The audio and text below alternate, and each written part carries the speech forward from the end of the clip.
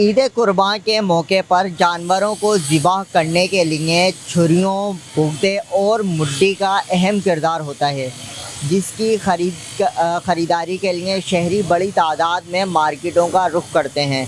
मैं इस वक्त मौजूद हूँ कराची की सबसे बड़ी लोहे की मार्केट ईदगाह में, जहाँ एक तरफ तो छुरियाँ फ़रोख्त की जा रही हैं, कहीं भुगते फ़रोख्त किए जा रहे हैं, तो कहीं छुरियों पर धार जो है वो लगाई जा रही है।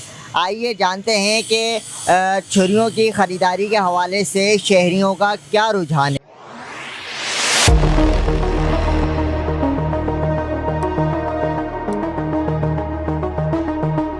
भाईजान, आम दिनों के अंदर ये लोग जो है ना, कंपनी वाले छुरियाँ नहीं देते और रेगुलर चलाते हैं। नए साल के ऊपर नए तरीके से हर साल में एक दो छुरी की चेंजिंग आती है। जैसे कि ये वाली आई है अभी इस दफ़ा में, ये आप देख सकते हैं ZB के, पहले नहीं दी है, इस साल इन्होंने नहीं दी है। पिछली साल दूसरी थी, पिछली साल ये वाली थी। थोड़ा सा हाथ बचाना, थोड़ा सा आपके हाथ में ना लगे। लाइट की वजह से बड़ी प्रॉब्लम हो रही है हमें, तो हम छोटी छुरियों के ले रहे हैं 100 रुपये, भुगते के ले रहे हैं 150 रुपये।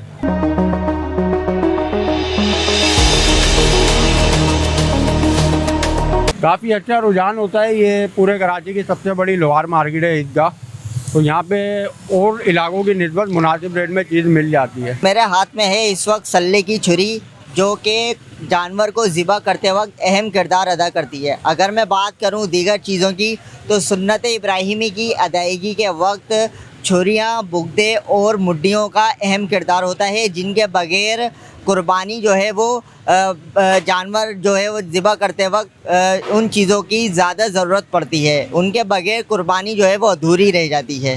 कैमरामैन मोहम्मद अमीन के साथ ज़ैन अंसारी, पब्लिक पोस्ट, कराची।